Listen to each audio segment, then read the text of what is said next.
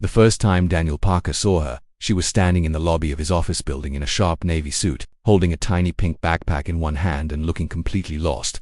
And the strange part was, she wasn't lost in the building, she was lost in the moment. Daniel noticed it because he knew that looked very well. It was the look of someone who wanted to belong somewhere simple, warm, and ordinary but didn't know how to step into it at that moment. His 7-year-old son Ben was hiding behind his leg with a fever, and his 10-year-old daughter Lily was sitting on a lobby chair doing homework before school. Daniel had brought both children with him because his regular babysitter had called at 6 in the morning to say she could no longer help. Her own husband had fallen sick, and she had to leave town. Daniel had no backup. That was the story of his life ever since his wife, Sarah, died 3 years earlier. No backup, no second parent, no one to say, "I'll take this one." So every day, he carried it all. He worked as a maintenance supervisor in a large downtown building. The pay was decent, but not enough to leave room for mistakes. Rent, groceries, school shoes, Ben's asthma medicine, Lily's school supplies, everything had to be counted. Every dollar had a job. That morning he was trying to repair a leaking pipe on the 3rd floor, answer Lily's question about a math problem, and keep Ben from falling asleep in the cold lobby chair. Then the woman in the suit walked over. "Is this yours?" she asked softly, lifting the pink backpack. Lily looked up. "Yes, ma'am. You left it by the front desk." "Thank you," Lily said politely.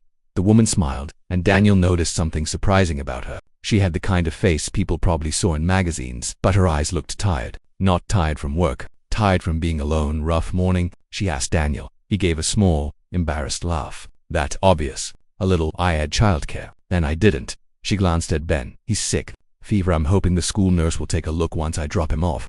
She crouched slightly so Ben wouldn't feel small. "You okay, buddy?" Ben nodded, though he clearly wasn't. Daniel expected her to give a polite smile and walk away. Instead, she turned to Lily and said, "Math." Lily blinked. "Yeah, can I see?" Before Daniel could say anything, the woman sat beside Lily and looked at the worksheet. Within seconds, she explained the problem in the calmest, simplest way. Lily's face brightened. "Oh," Lily said, "that makes sense."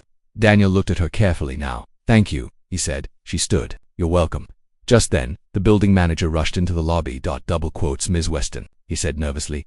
"I'm so sorry. The conference room is ready now." Daniel stared. "Ms. Weston?" The same Claire Weston whose face had been in business articles for months. The CEO of Weston Biotech, the woman people described as brilliant, sharp, and impossible to impress. She gave the manager a short nod, then looked back at Daniel and the kids. "Take care," she said, and then she walked away like helping a little girl with homework was the most normal thing in the world that night. Daniel stood at the sink washing dishes while Lily dried them. "Dad," she asked, "was that lady famous?" "I guess so. She didn't act famous." He smiled. "No, she didn't." In the weeks that followed, Daniel saw Claire more often. Weston Biotech had rented several floors in the building, and Claire started visiting regularly. But she was never what Daniel expected. She didn't sweep through the lobby surrounded by assistants every time. Many mornings, she came alone. She would stop for coffee from the small cafe downstairs instead of sending someone else. Sometimes she would ask Daniel how Ben was feeling. Sometimes she would ask Lily how school was going. One rainy afternoon, Daniel was leaving late with the kids after finishing an emergency repair. He found Claire standing under the building awning, holding her shoes in one hand, looking at the storm like she had nowhere she wanted to go. "You don't have a car?" he asked. "I sent it away," she said. "I thought the rain would stop. It won't." She looked at Lily and Ben huddled near him. "You heading home?" "Yeah." Daniel hesitated, then said, "We're taking the bus. It's crowded and slow, but it gets there." To his surprise, she smiled. "That sounds better than waiting here alone." So the CEO rode the bus home with a single dad and his 2 children. Ben leaned against Daniel's shoulder. Lily talked about her reading assignment. Claire listened, like it mattered. When they reached Daniel's neighborhood, Lily asked, "Do rich people ever ride buses?" Claire laughed softly. "Not often enough." Over time, those small moments became something more. Claire began stopping by the community book fair at Lily's school. She joined them once at a weekend food market after accidentally running into them there. She helped Ben pick out oranges and laughed when he insisted on finding the biggest ones. Daniel started seeing a different side of her.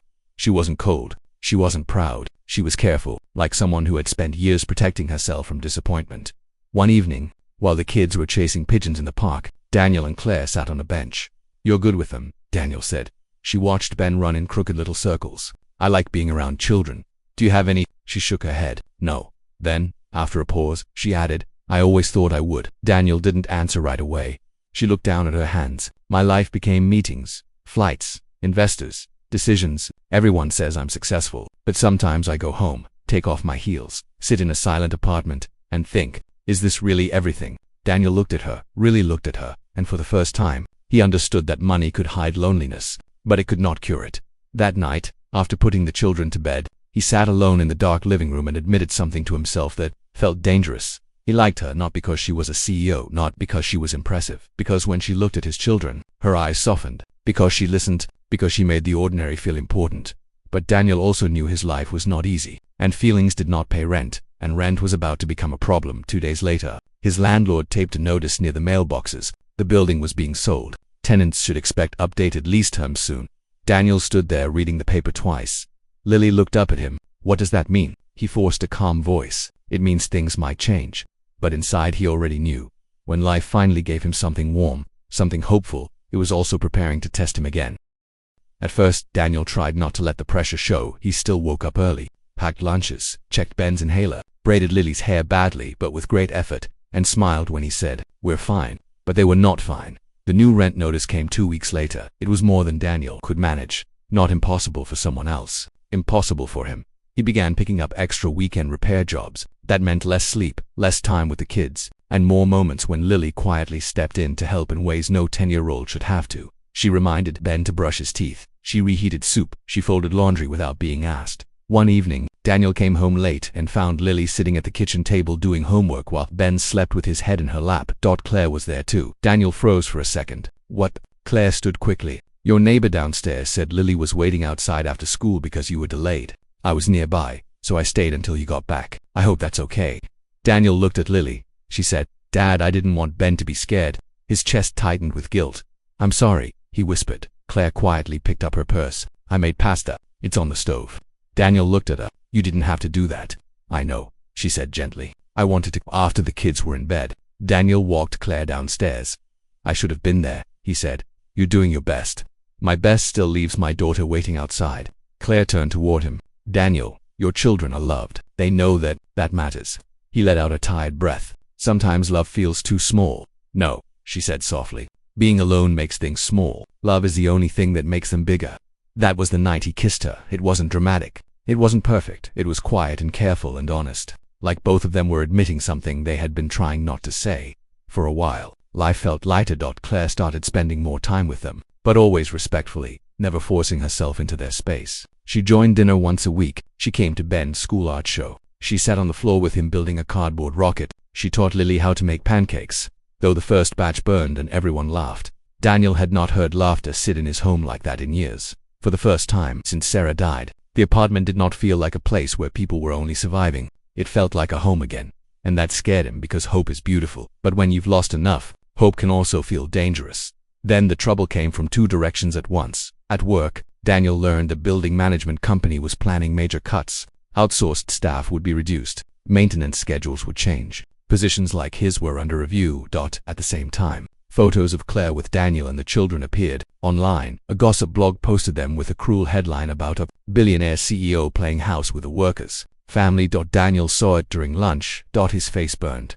That evening, Claire came to his apartment looking shaken. The board saw it, she said, and they think it looks bad. Daniel gave a bitter laugh. Of course they do. She stepped closer. I told them my private life is my private life, is it? He asked quietly. She looked hurt. What is that supposed to mean? It means your private life becomes public whenever someone richer than me decides it matters. She didn't answer. 2 days later, Daniel was called into the office that his position was being eliminated as part of restructuring. He sat there, numb, while the manager explained timelines and final pay. Then he saw the paperwork. At the bottom was an approval signature. Claire Weston. That evening, he went to see her in her office. He did not call first. She stood when he walked in. Daniel, you signed it. Her face changed immediately. Let me explain. Did you sign it? Yes. But he laughed once, without humor. That's enough. She stepped around the desk. The board wanted deeper cuts. I fought them. I was trying to protect as many people as I could while buying time to reverse it. You should have told me. I wanted to fix it first.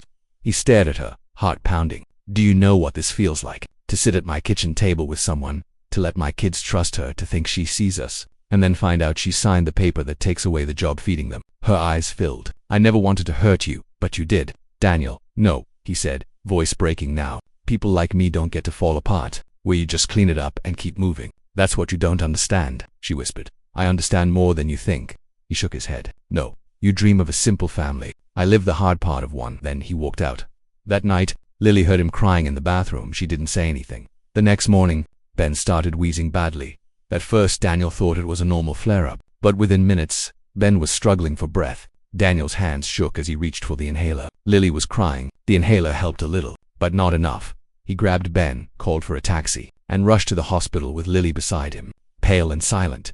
The hours that followed felt endless. Ben was stabilized, but Daniel sat beside the hospital bed feeling emptied out. He had lost his job. He might lose the apartment. His son lay connected to monitors. Lily hadn't slept. And for the first time in years, Daniel felt truly defeated. Near midnight, he stepped into the hallway and saw Claire standing there. Lily had called her. Claire's eyes were red. "How is he?" "Better," Daniel said flatly. She nodded. "I'm glad." There was a long silence. Then she said, "I didn't come as a CEO. I came because I love him. And Lily and you." Daniel looked away because hearing that hurt more than he expected. His voice came out tired and cracked. "Please, not tonight."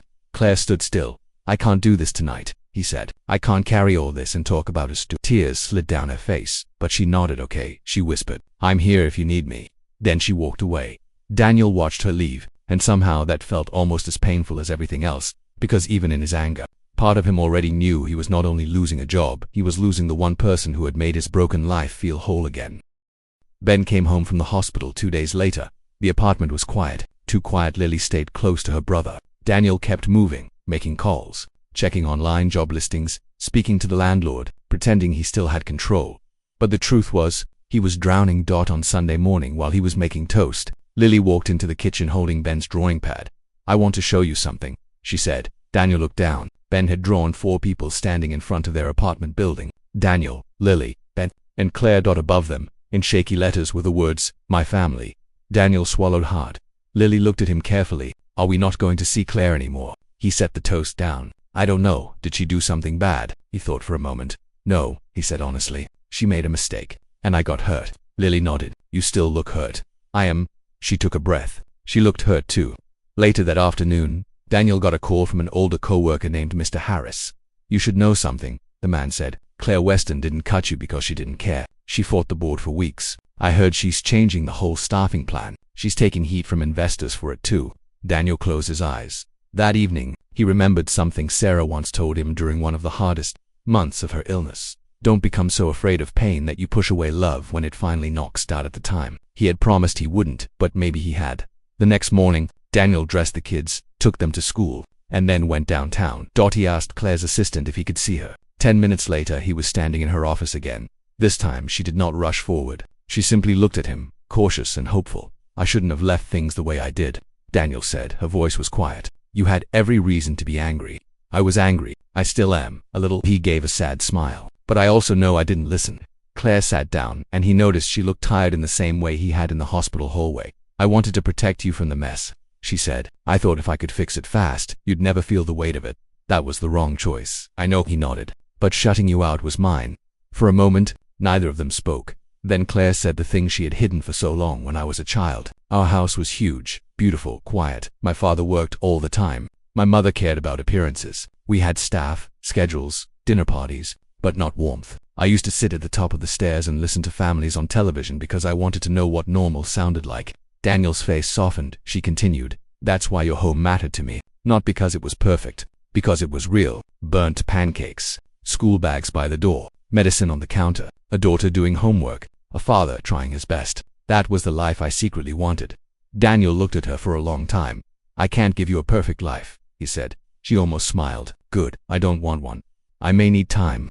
I can give you time. My kids come first. They should. I won't be rescued." She shook her head. "I'm not offering rescue. I'm offering honesty." That was the turning point. Not a grand speech, not a miracle. Just 2 adults, finally telling each other the truth. Over the next few weeks, Claire did what she should have done from the start. She stayed honest. She updated Daniel about the staffing changes. She pushed through a new plan that saved several jobs, including creating a facilities operations role that Daniel was qualified for. She made sure he knew the offer was based on his work and experience, not pity, and gave him space to say no if he wanted.